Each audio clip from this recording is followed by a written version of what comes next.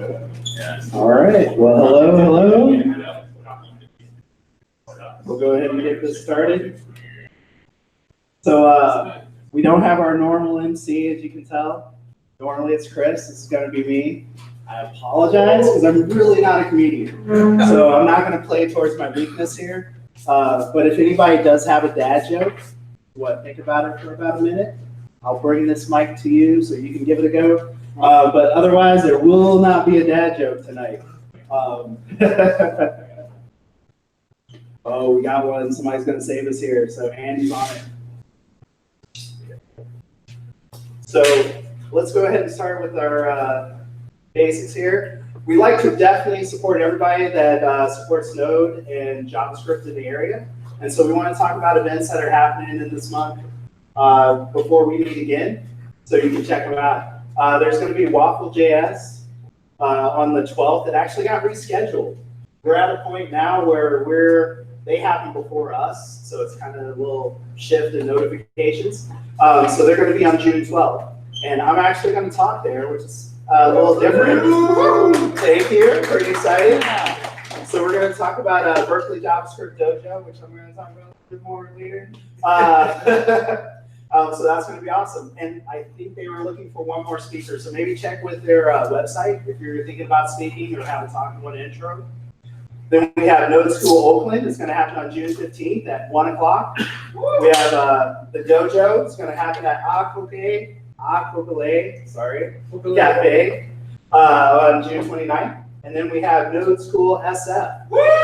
Should be at July 29th, I think it's at Microsoft Reactor, but double check on the location. Oh, it is, we're good. Okay, Microsoft Reactor on July 29th.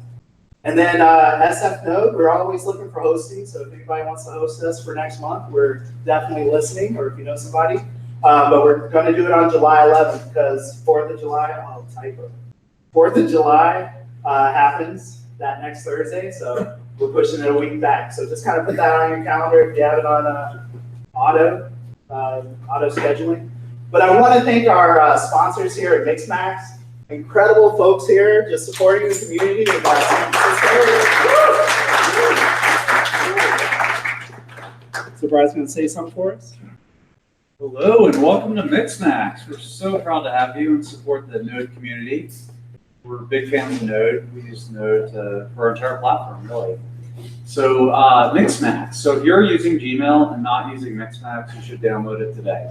So we are a very popular Chrome extension, which adds a ton of features to your email experience and much, much more. So we're also hiring. So if you're looking around and want to hear more, come and grab me. Proud to have you.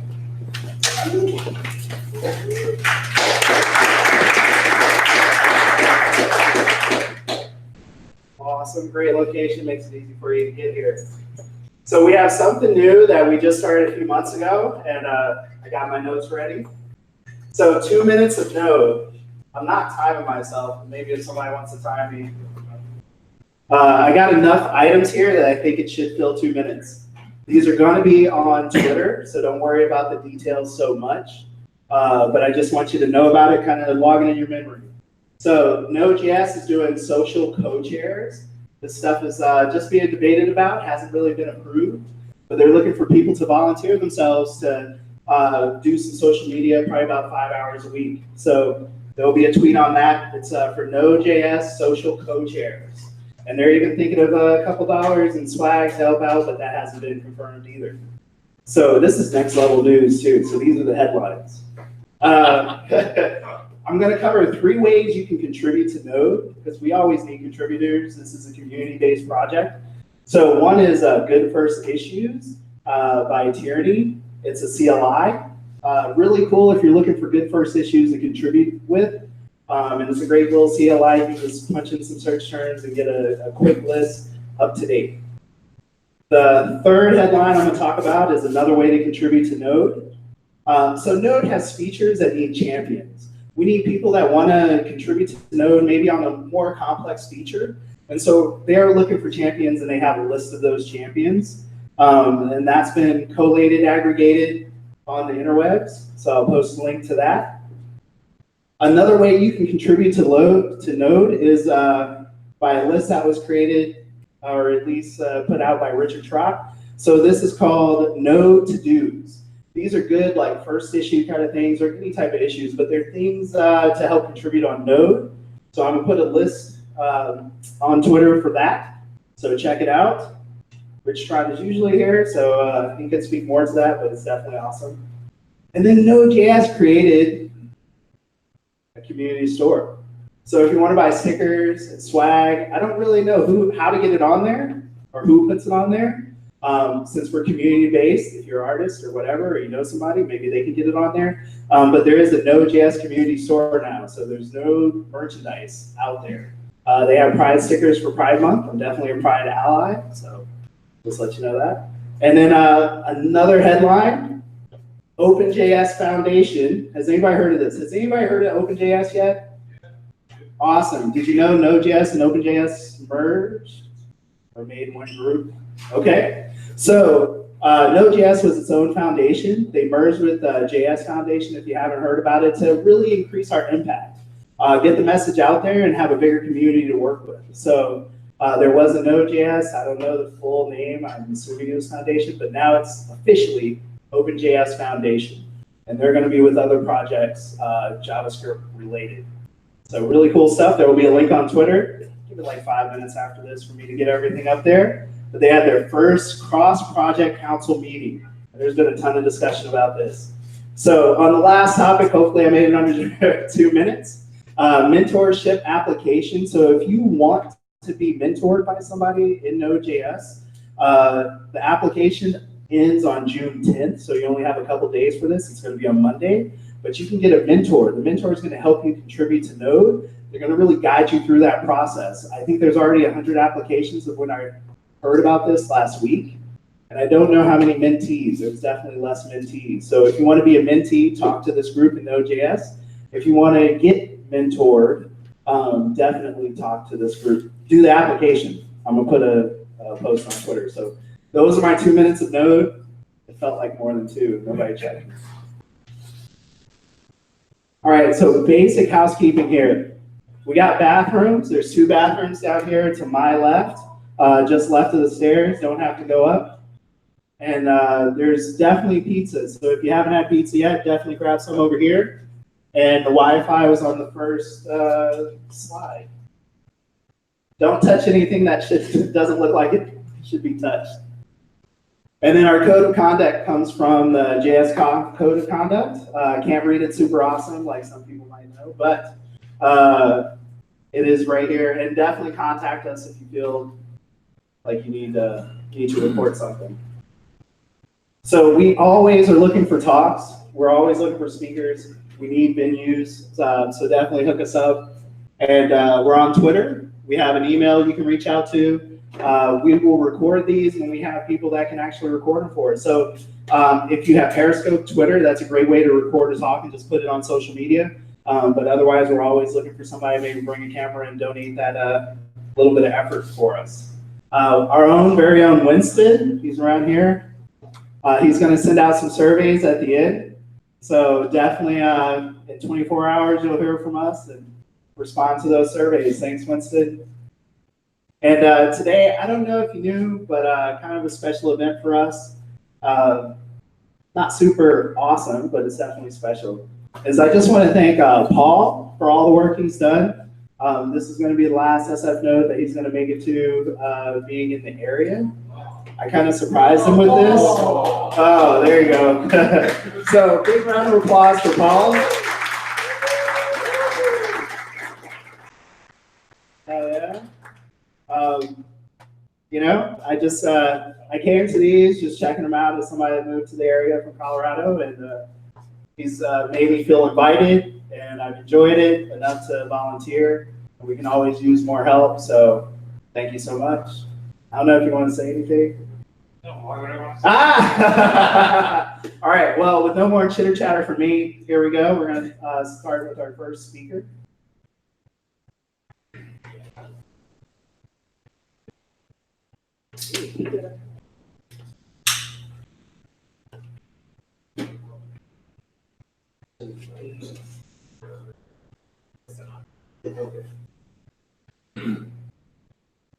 So so sorry. I should know who our first speaker is. Somebody needs to correct me. All right. Cool.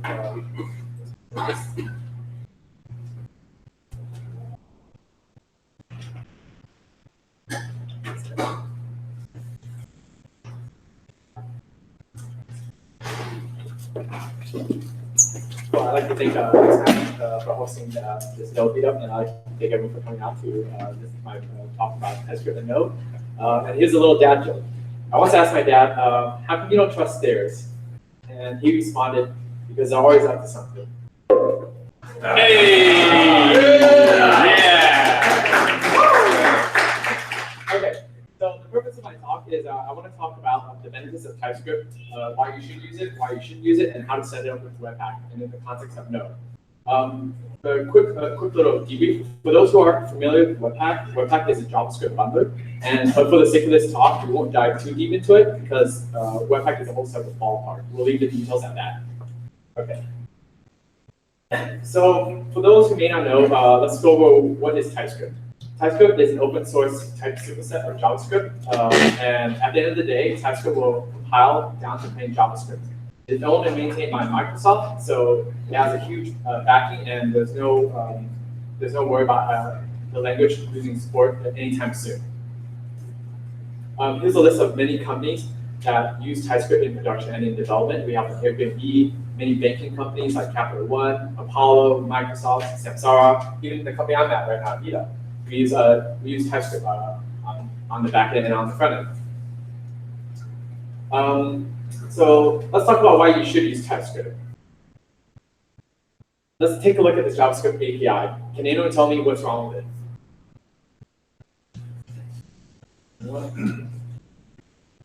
Yeah, I'll say it needs the semicolon. Yeah! But those are literals, but. So JavaScript's a dynamic language without any type checking. The compiler can often fail due to buggy code, and JavaScript will not often warn developers of bugs until the moment of execution, which often happens in production. So let's look at the next line. What happens if I try adding string 1 or null or undefined or an empty object? I'm going to get a runtime error. Here comes in a key feature of TypeScript, which is static type checking. All in all, TypeScript will make your life easier with this feature. It will immediately alert the developer during the development phase, which will save everyone a lot of headaches. So let's go over an example of static type checking. If we look back at the function add1 that we declared earlier, we can explicitly define the parameter x to be a number and the output to be a number. When a developer tries to use that API and he tries to use it incorrectly, the TS compiler will notify the developer immediately, thus saving a lot of headache and a lot of time. If you look at another function, parse, element is a string, and output is a string. If we try passing a number, for those who are familiar with JavaScript prototype, to uppercase does not exist on numbers. So this the messaging error below we get in the TS compiler is very handy and useful for debugging our application. Another great benefit to TypeScript is it has a strong open source community. That being said, many famous APIs, libraries, and tools out there, such as like React, such as Node, Moment, libraries I can't think of off the top of my head, come with their own TypeScript package definitions. So let's talk about Lodash. Lodash is a JavaScript utility library, and it comes with its own types package. For those who aren't familiar with Lodash or API or the documentation, it might be a little difficult in using one of the methods. So for this example, let's take a look at this object. We want to use Lodash get method to get a deeply nested value from it. While I'm trying to use this API, I notice, hey, like I'm using this incorrectly. The TS compiler will let me know that what I'm missing. The Lodash.get requires at least 2 to 3 arguments, and it needs a path, which is a string or an array of strings. So this is extremely beneficial when you're trying to build an application. Any questions? Yeah. Cool. What's the next one? There are some moments when you shouldn't use TypeScript. It has a high TypeScript has a high initial learning curve, which can reduce productivity until a developer is fully acclimated to it. Type checking can also be obtrusive during debugging. What that entails is that imagine you're trying to just log out a simple function. If you comment out a few sections of your code, the TS compiler will often yell at you, and you would have to resolve that before you actually get to your debugging phase. The TS compiler settings are very complex. It's easily time-consuming to find the right balance because too strict settings can be counterproductive. They can get in the way. Too lax can defeat the purpose of TypeScript. Furthermore, it's always easier to turn back your settings on large applications, but it becomes exponentially difficult to turn up your TypeScript settings. They may not always benefit smaller teams as much because of TypeScript's nature of the additional overhead and maintenance. It can be overkill for a small team. So that being said, let's talk about how to set up TypeScript. We're going to need, obviously, TypeScript, and we need Webpack. Webpack requires an abundance of plugins and compilers to bundle our application. Here's a few of the minimum plugins required to set up TypeScript with your Webpack. You're going to need awesome TypeScript loader or TypeScript loader. Those are the two main plugins. Both are fine. You'll need Babel, which is a JavaScript compiler, and the most important aspect, because you're running TypeScript on Node, you're going to need Webpack Node externals. The reason why is that Node API is massive, and we don't want to bundle it. We don't want Webpack to bundle the API. So when we set it up, we need to go through the steps to install the packages, and we need to set up our TypeScript config file. Then we have to set up our Webpack and Babel configuration before we can start developing. So let's go over a live demo for this IDE. Yeah. So on the left-hand side is my code editor. On the right-hand side is my terminal, which I will build the app. So if I build the app, it's going to tell me right away. Can everyone see fine? If anyone has issues seeing, let me know. I can adjust it. It's good? Yeah. Thumbs up? Thumbs down? Cool. So when I ran it, it told me it built fine.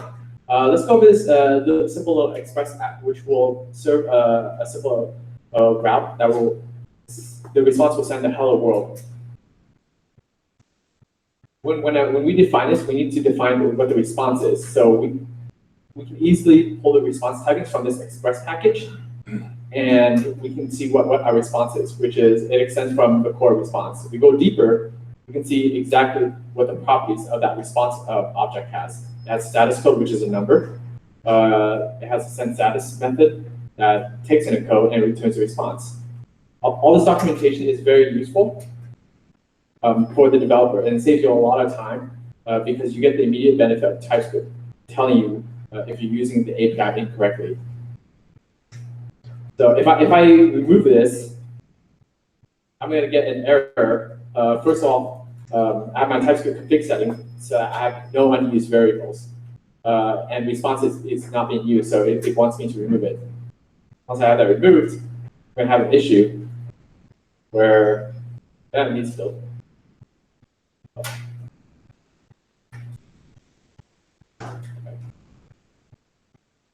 Oh, okay, I guess it's not yelling at me for that, but we can type in another example. If you guys remember the function add1, if I declare this as a number, and I put a boolean, you see how my terminal is lighting up and it's yelling, or my IDE is lighting up and yelling at me with these messages that I'm not using it correctly. For example, I declared a function and I'm not using the function. I declared this variable and I'm not using it, and I'm outputting a boolean, but I'm not outputting anything. So we find out right away through the power of TypeScript and the compiler that what is going wrong during the compilation phase. So we'll need to fix this where we return x equals 0, for example. And now it's happy because we're returning a Boolean.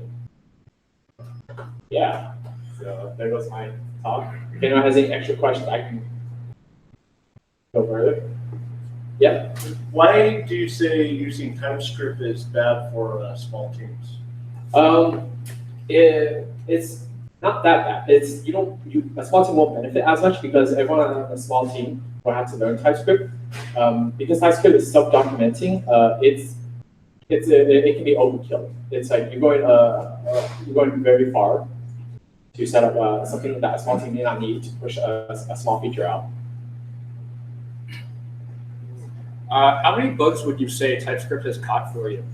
Oh, okay. So at my one company, when we set up TypeScript on our front end, we reduced our bugs by 95% on the front end. Whoa. Yeah, because the reason why is that TypeScript lets us know during the development phase, and when we turn on our site, we saw how many bugs we inherently had. For example, if we look at this function, we declare multiple types. So we declare what x is potentially a string, and null. What's going to happen if we try to return, and we have to return a number? Oftentimes, I see a code where we use our API incorrectly, where we have a function that can take in multiple arguments or multiple types, and I see something like return x.toString. Why am I getting this issue? Because toString does not exist on the number. Right. Like oftentimes, this will save you like a lot in the long run. So for this to not fail, I do the type of x equals to string. And I can move this block up, and it won't error. Wait, string to, it's called to uppercase. Yeah. Type of x is equal to string. The type of x is number. Will it return back? Oh yeah, I had to return number. Yeah. Thank you. See, it's erroring out because I have the function is return undefined. So that this is catching me right here. I can return. Nice. It's also very powerful on the back end because it allows us to define the shapes of our APIs, and if your backend gets enough bugs, then it can shut down. And if your backend shuts down, then all your clients will have a bad time. So you're gonna have a bad time. So, like, would you guys feel safe using JavaScript on a very large scale backend application? Like, I would not feel comfortable or safe for that. Yeah. Do you always need to use Babel for transpiling? For For a Python project? Babel is a JavaScript compiler. So you have some configurations that you can use for a Python project? Yeah, well, we can actually go into details of like our configs. I kind of don't want to get into it because Webpack is a very complex topic. I'm more than happy to talk afterwards, but it might detract from this meeting, the purpose of this talk. Sure. Yes? I'm sorry. Yeah. So does this change the way you write unit tests? Like, It does affect the way you write. That's a really good question. It does affect the way you write unit tests in the sense that you don't have to write as many tests. You go to compiler will not let you compile your code if you're using your APIs incorrectly. So you don't have to you shouldn't have to test for a certain field. You don't have to test as much if you have a strict TypeScript config settings, which is very handy. Yeah. Any other questions? Yeah. So if you have a mix of files, TypeScript and JavaScript, so does it check usage of functions like the variables in JavaScript files? So the great thing about the TS config is that it has an option to allow JavaScript files to be compiled in. Those JavaScript files will not read any TypeScript features or benefits. And so when you import those functions, those values will be assigned the property of any. So JavaScript files will not have any will not receive any TypeScript support or features when you import JavaScript files. The purpose of that is to allow for the migration of JavaScript applications to TypeScript applications. But it will track usage, like as a functions. Can you say loud? It has warnings about unused functions, yeah? Like something defined but not used. I can't hear it properly. Are there warnings about unused functions in just plain JavaScript files that are not .ts? There will not be warnings unless you have a linter setting.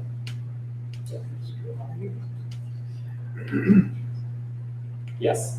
Do you have any advice on migrating on a large code base instead of TypeScript? From JavaScript to TypeScript? Yeah, or even CoffeeScript to TypeScript. There are, I'm not sure about CoffeeScript, but for TypeScript, ideally you want to, there are techniques to migrate. Start out small and handle all your utility, or start out small with your JavaScript functions and set up your TypeScript compiler as high as you can, because again, it's always easier to turn down the setting, but to turn up the settings is extremely hard.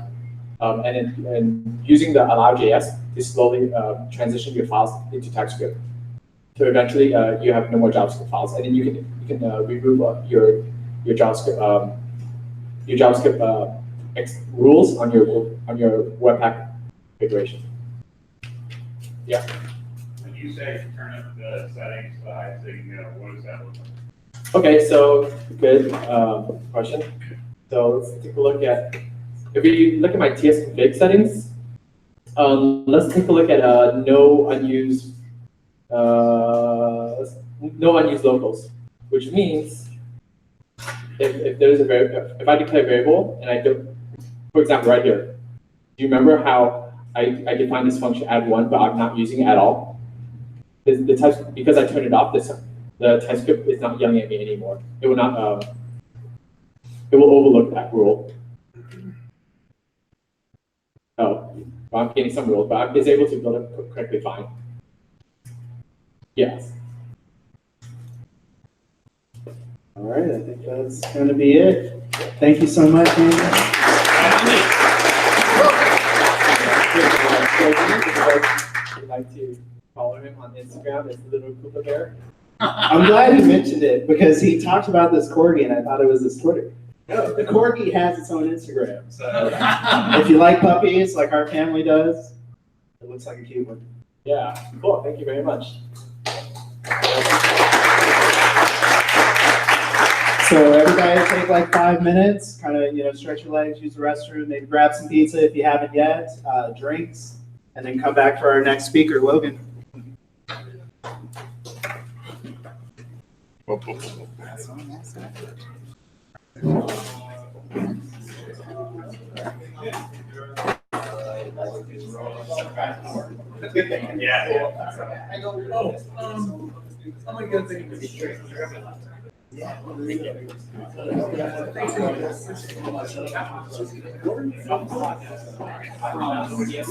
teammate was going to do a hot finish. Or was the play?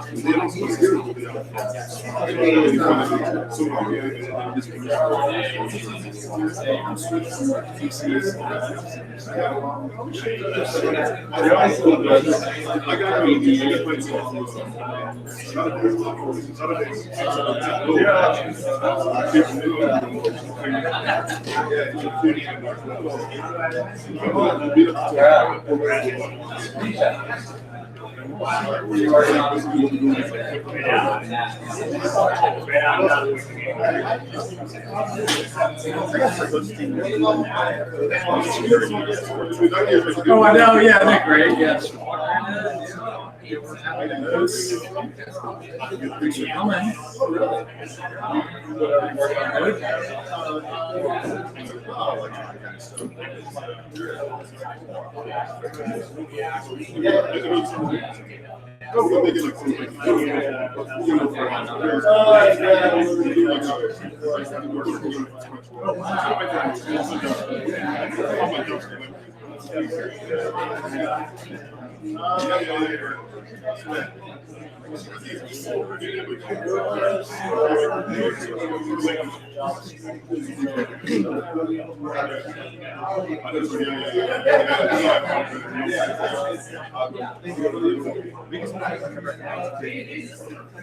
Oh, wow.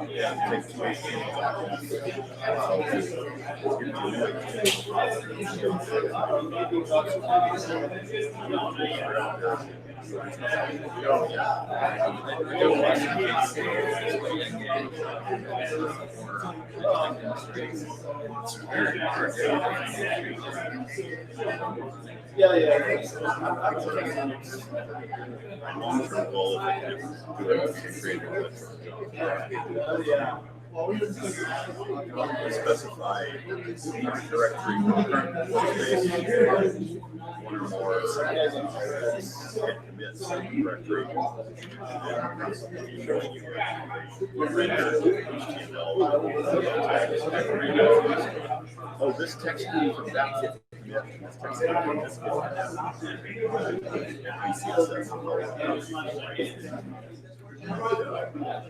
basically, here's what it looks like and then also you can spit out a file that you can print HTML, PDF,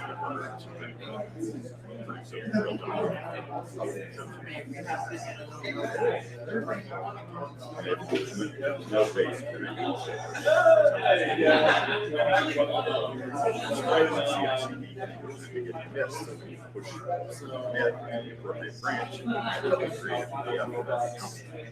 has the right stuff and you change part relative to whatever PDF would have like the red and green or whatever you feel like. Frequently we have the situation Express we have the previous version in our case most recently 4.0. All right, let's get everybody back to their seats. 5.0 last track. A year ago's version of 5.0. So thanks for coming out tonight and this start of the summer. It's awesome. We have our second speaker tonight. It's going to be Logan. He works here with NPM and he'll set it off. Thank you. Mixmax. Mixmax, good God, shoot. Forgive you. Hello. I mean, for myself, I'm a tall person. My dad joke is that recently I've been trying to drink less milk. So I've been starting on like soy and almond milk. The other day I was drinking some soy milk and my dad said, "What are you drinking?" And I said, "Soy milk." And he said, "Hola milk, soy padre." Oh yeah, that's where we're going right now. Okay, cool. Let me present my screen. So, hi, thank you for the introduction. I am Logan. This talk is called Progressive UX Design for Engineers. So I know you're thinking, who is this clown? I am Logan Davis. He, him, his, if you're interested. I'm a software engineer here at Mixmax, working here for a couple years. I was the team lead on a recent project that we did called Project Butter to make our UX smooth like butter. It's an overall user experience cleanup and performance improvement project. Fun fact about me is that when I was 10, I spun around for fun and I got so dizzy I fell through a window. So that's the kind of brain we work with at Mixmax. And another fun fact about me is that this is my first talk. I've never given a talk before, so I'm really winging it. So here we go.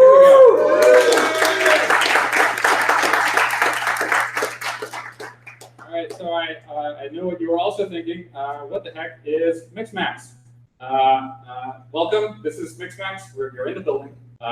We have the first and third floors here. We want to help the world communicate more effectively and expressively outside of their teams. So people who need to reach out outside the company, like recruiters and salespeople, use our Chrome extension to add a bunch of sweet features to their email. Like you can book calendar invites inside your emails and see analytics about your emails and who's opening them. And most importantly, you can insert GIFs inside Gmail. This is really a core differentiator. Cool. So that's Mixmax. In enterprise feature? Yeah. We really locked the GIFs to enterprise. Now I also know what you're thinking. What is this guy talking about? I am talking about progressive UX design for engineers.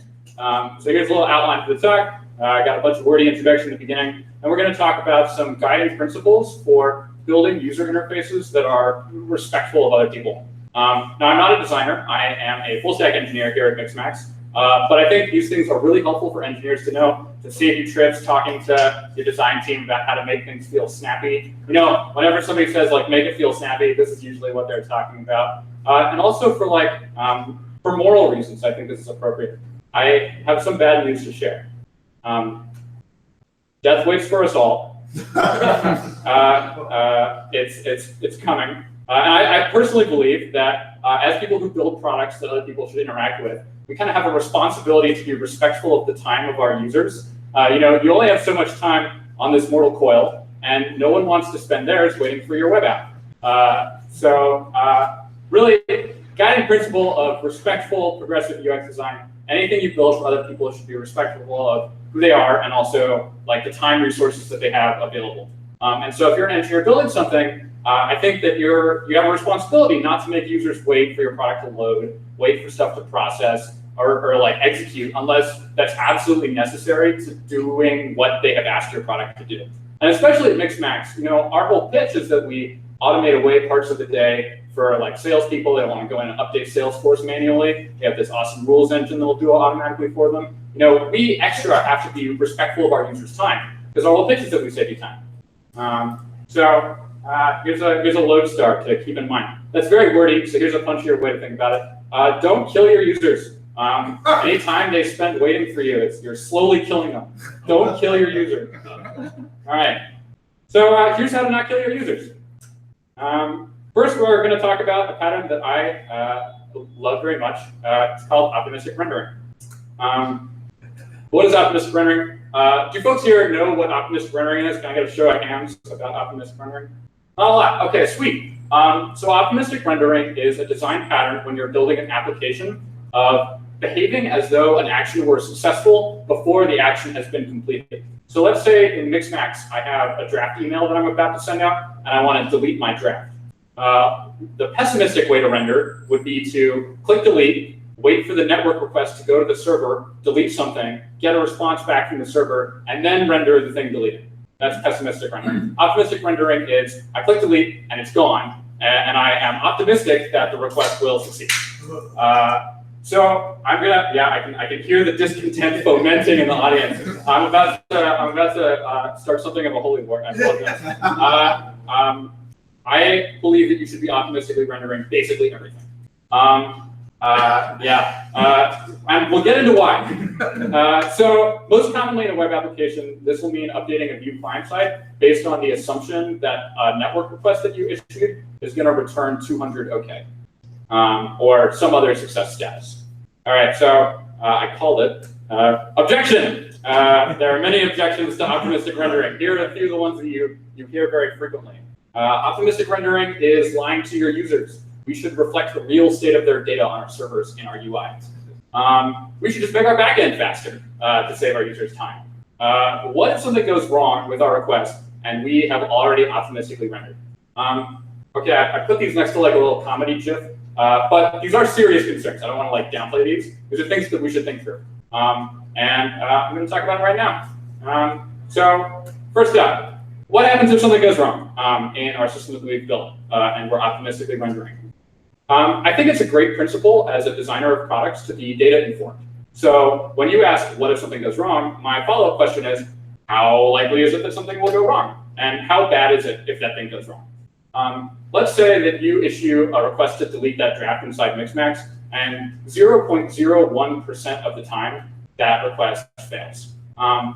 Okay, well, 0.1% of the time, the user's network connection from their phone is just going to fail. So you're already better than the internet.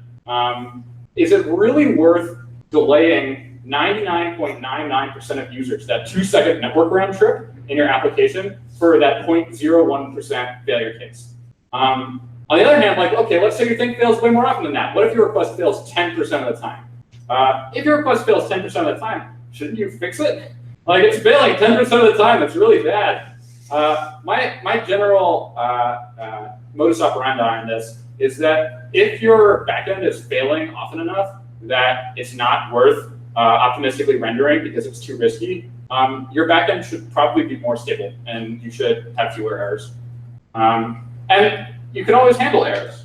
Go ahead. That kind of assumes that the errors are isolated and not due to something like somebody else doing commands to the backend in the interim. That's true. Because if it's like you interacting with the mail client, and there's not multiple instances of you interacting with the same mail client at the same time, then you're probably in safe space. Mm-hmm. But if there's like 16 clones of you all about meeting on the same mail server, and you try to delete something or undo something, and somebody else is trying to do something else with the same object, it's going to get messy. Right. So the good news is that we can also handle errors that come up. JavaScript gives us great affordances for waiting on the result of an AJAX request that we have made, and either proceeding after it has succeeded or catching it when it fails. Or to put it in a meme, I would rather not save the changes and then update the UI. I would rather update the UI, try to save the changes, and if it fails for a legitimate reason, which can happen, display an error and update the UI back to what it was so that the user can take action on the error. I'm prepared for the optimistic rendering holy war, but let's probably save it for the end of the presentation if that's okay. Just because there are a lot of objections, we're going to talk about several. Cool. Let's talk about number 2. Should we reflect the real state of the user's data? That is an awesome question. It's an awesome question to ask the people who are using your product. Opinions vary a lot. If you are building a product for engineers, you will hear this all the time. I would rather have a slow product that guarantees that the information that I'm seeing is correct to a fast product that is sometimes wrong. At Mixmax, we heard overwhelmingly from our users, I need to email an incredible number of people. Why are you making me wait? It's important to keep in mind here that as people who build things, we almost all are in this one particular user group of engineers, and I would really encourage you to try to put yourself in the shoes of the person who's using their product and think about like what they want in their design. Here is a flowchart, which is a joke, but if you're wondering if your user has the expectation that you're going to delay rendering until an operation has completed, if you are something totally mission critical for your user, you're a bank, you're a hospital, then maybe, although I tried this earlier today and my bank actually does optimistically render transactions. A little worrying. But if you are not a bank and your user is not absolutely relying on this like life or death data for you, I think you should be considering what your users want in this case. Number 3, shouldn't we just make our backend fast? Awesome question. Yes, we should make our backend fast. And unfortunately, as illustrated by the little dinosaur here, the speed of your backend is almost certainly not the dominating factor in request timing if you are building a web application. The speed of your request is often limited by the network for your users, who tend to have much worse internet connections than you expect them to have. Something might be all well and good working on your laptop with super fast office Wi-Fi, and your users in Australia hate it. So the only way to separate the performance of your client-side rendering from the time it takes to get back on the network, even if you have a 0 latency backend, is to render optimistically. Cool. So I'm happy to talk about this with folks afterwards. Our opinion at Mixmax and some of the changes that we've made is that when you consider the trade-offs and the rates of failure of your various interactions, and also like what your users desire, it's usually preferable to render optimistically. There's some cases where you can't, like uploading a huge file is an example of somewhere where you don't want to say like, oh, it works, and then move away. But usually it's good to be a glass half full kind of person. Okay, speaking of, optimistic rendering is sort of a subset of a general principle, and the general principle is immediate response in your product. And let's talk now a little bit more about other ways that we can immediately respond to people. Ideally, whenever a user is taking an action, your product should respond immediately. The only worse thing than the beach ball of death is no beach ball of death, right? You click something and nothing happens, and you're like, what? What is it broken? I don't know. And then you like click a bunch more things in the interim while nothing is happening, and then the first thing succeeds, but now you've issued like 10 more clicks, and everything's concocted. It's a whole mess. So to get around this, ideally, when the user takes an action in your product, you want an immediate response to go out. And here's some like rough rule of thumbs for various request types. What you can do to get an immediate response. Generally for request types that are modifying data, your posts, your puts, your catches, and your deletes, you can render optimistically. But for GET requests where we're loading data, right, you can't render optimistically, obviously, because you don't know what the data you're going to get is. If I had that data, I would have just rendered it instead of making a request for it, right? And so that's the situation where you might need to display some kind of loading interface. Now, Logan, you may say, do I have to show the beach ball of death? No, you do not. There are advanced loading techniques. The first one is bootstrapping data.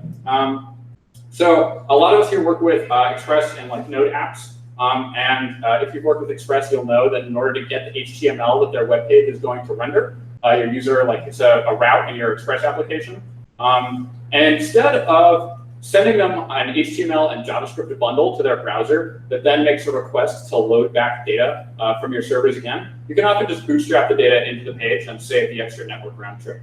One thing to take away from this talk is that network round trips are the enemy and should be eliminated wherever possible. If there's data that you're absolutely certain that you're going to need later, and there is a backend performance trade-off to consider here, you might consider bootstrapping more data than is immediately visible in the view. For example, in Mixmax, we have a dashboard that shows your to-dos for the day. And we can be almost certain that anyone who opens that dashboard is going to want to see the content of one of the to-dos. So we'll bootstrap the content of the to-dos along with the initial page so that when the user clicks one, they immediately see the content instead of seeing a loading spinner, which is a worse experience for them. And if you're a really big company, you can do this thing called fake UX. This is what Facebook does. You can see those little gray boxes indicating where the UX will pop in a minute. This is very expensive for design, but the good news is that we are not design. We are engineers. So that's not our problem. But Slack, Facebook, and Google do stuff like this. Cool. Now, earlier I said you can't solve all your problems by making your backend faster. You still should try to solve your problems by making your backend faster. Fun fact, Google did a study. It turns out that if your mobile page takes more than 3 seconds to load, more than half of users just fail. They give up. So you should ideally be paying attention to the latency of like routes that request views in your application. In fact, at Mixmax, we have alerts on our endpoint latency so that if the P99, the like 99th percentile of latency gets above a certain number for a sustained period of time, our on-call engineer gets paged. It usually indicates that something's wrong with the servers, or if not, that somebody's submitted some really inefficient code to that endpoint, and we should improve it quickly. So it's important to be keeping track of latency here. And we have a cool blog post about how we make this awesome graph of all of our template API performance using Stepc and Grafana. Sweet. So if you're going to take one thing away from that section, you want to respond immediately to user input, so that your user's not sitting there clicking, going like, "What's happening?" Number 3, dog fooding in adverse conditions. Let's talk about dog fooding. Do people know what dog fooding is? Can I get a show of hands? Dog fooding? Yeah, okay, sweet. It's using your own product, right? To test it, basically, as though a user would use your product. So you can get an understanding of the pain points. Done right, this is a super awesome, useful tool. You can find those little nits that annoy all your users that you would never think of as an engineer. Most people don't do dogfooding right, and it gives them a false sense of security about how good their product is, because they're not dogfooding or testing their product in the actual conditions of the actual user. So let's talk about adverse conditions. These days in Silicon Valley in general, many software engineers have this, right? Brand new beefy laptop, like 15-inch, 8 gigs of RAM. If you have that new Mac Pro that they just announced, 1.5 terabytes of RAM, that's crazy. But most users don't have that. And so this is why our CEO, who has a 5-year-old laptop, finds way more bugs than all of our engineers, because the CPU is not as good, So you may have tried using your own product. Have you tried using your own product on an airplane? Have you tried using it on a mobile phone? Have you tried using it on a 5-year-old laptop? I do not like green eggs and ham. I do not like them, Sam I am. We actually literally did an airplane test. Our CTO, Brad, was flying back from a recruiting trip and tried to use our product on a plane and discovered that because of the absence of things like loading spinners and optimistic rendering, everything just took like 5 seconds to pull up the content that he wanted to pull up with no indication that anything was waiting. It was a huge buggy mess. We decided we needed to fix stuff. Cool. Now you may say, all right, Logan, I know I want to test in slow network conditions. I don't want to literally get on a plane every time I have to test my application. Although, fun fact, the first time that autopilot in a plane was tested, all of the engineers and the engineering manager were on that flight, going to put them on the flight. There was like an AI glitch mid-time, and they had to live code fix the autopilot for their plane that they were on. Don't do that to your employees. But don't do that to yourself. You can simulate adverse conditions. Chrome, for example, performs these nifty dev tools where you can slow down your network speed and also the CPU on your computer. You can find that in many other browsers. That'll let you sort of test what a real user experience on an older and/or worse laptop might be like. Cool. So principle here, test in choppy waters. Building predictable interfaces is what we're going to next. I'm sorry. Any Doctor Who people here? Oh, yeah. Yeah, okay, cool. So this is an alien from Doctor Who. It's called a weeping angel. The thing is that they are statues when people are looking at them, and then when people don't look at them, they murder you. So you have to keep your eyes on them at all times. This is a bad workplace behavior, and you should not be like a weeping angel, except in one way. When you are designing a user experience, if the user is interacting with your user experience, it should not suddenly attack them. This is the Java auto updater, and it is my nemesis. It yanks me like 2 times a day over to ask me if I want to install a new version of Java. I do not. So node offenders, a new version of Java is available. Congratulations, you won an iPhone. You ever try to like send something to somebody on your phone and a new contact pops in like right when your thumb is going down? It's the worst, and I hate it. It happens twice a week. So don't do this. Some advice for not doing this. As somebody who is experienced, right, like the annoying thing popping in right under your thumb, I think you can like have some empathy for your users here. And you want to avoid disrupting their flow state and behave in ways that they expect. So alerts should be in response to direct user action. If you are optimistically rendering, you don't want to take over the whole window to blare an alert at people if a save fails. Oh, your save failed, and like strip the focus from whatever they were editing. You should challenge yourself to find ways to show failure without like focusing DOM elements, like adding notifications, stuff like that. So overriding principle there, you want to be predictable to your users, so you don't come out of nowhere, surprise attack. Last but not least, we're going to talk a little bit about semantic correctness. So there are standards on the web. As web engineers, we have standards. They exist for a reason. We have standards for how we make and respond to HTTP requests. We also have standards for how we structure our HTML in web pages. So let's talk real quick about HTTP responses. It's a good idea to follow HTTP standards because your dependencies probably do. So don't stray too far from the ship. Here's a really funny bug that we found. At Mixmax, we have an asset called a meeting template that lets you book a calendar meeting that's the same with like multiple people. It's useful if you're a recruiter and you're trying to schedule like a phone screen or something. Sorry. Pull up this video. So here, you can pick the days that meeting templates are available on, and a user is checking those boxes in slow network conditions. And this view saves when a change is made.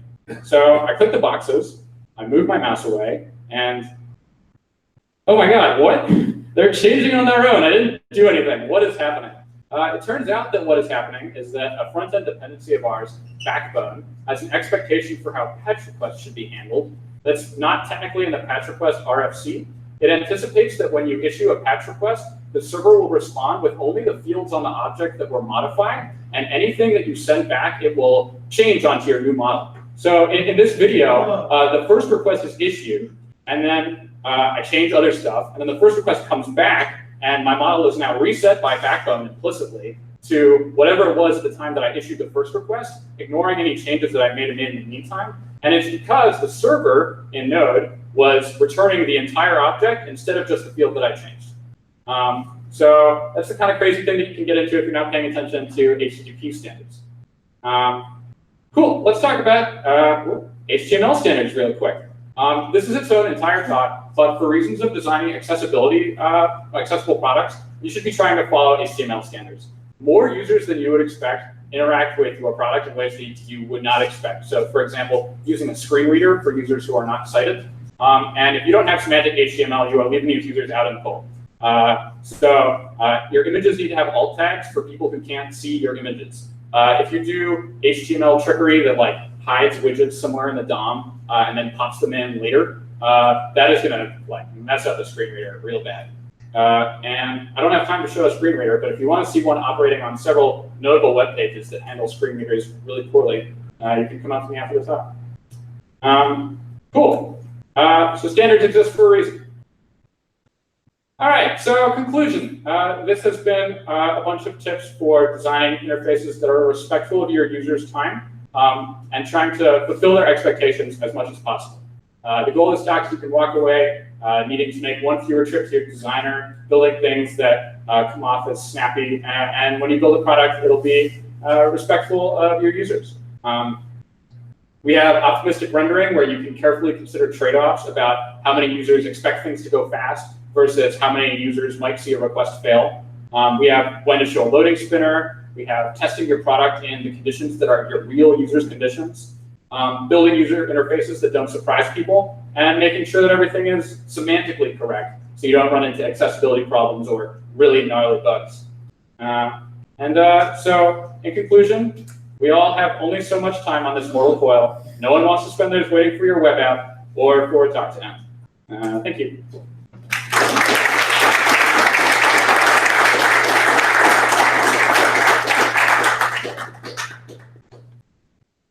Awesome.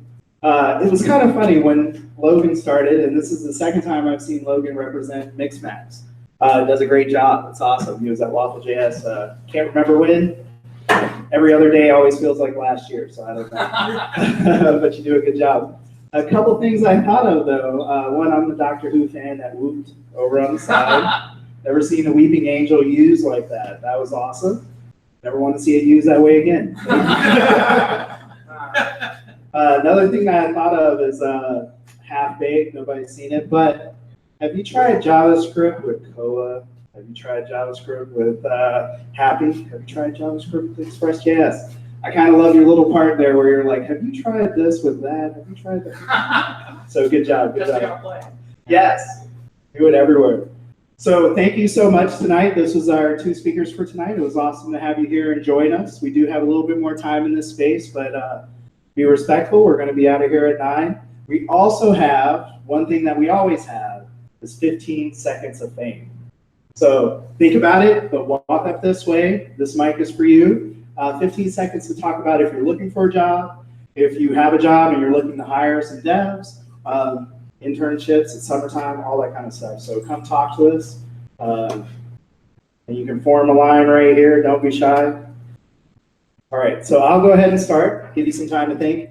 I do have a talk at Waffle.js next week, Wednesday. So we're going to talk about Berkeley JavaScript Dojo, and it's really about building community. It's something I try and do over in Berkeley, just get people around coding more JavaScript, bring whatever you want to. It's really about working together in the community. I go to a bunch of meetups, and it was always interesting to see what people do on the screen, but then try and replicate it at home. And that's what made me want to do the dojo, is like, hey, let's get together and actually see, because I actually work on a Windows machine. I don't think the majority of you work on a Windows machine.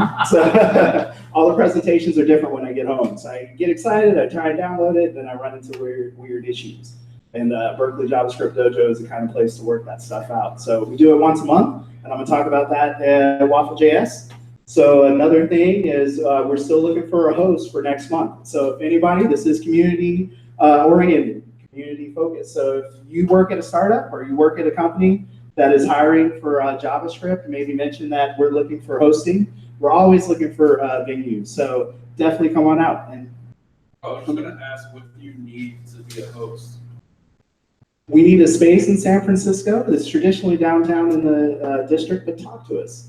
But yeah, we just need a space. We on average have about 80 people. So it's 60 plus every month, and it's every month, first Thursday.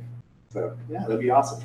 If you have a ton of security, let's definitely talk, because it makes it a little bit more difficult. Cool.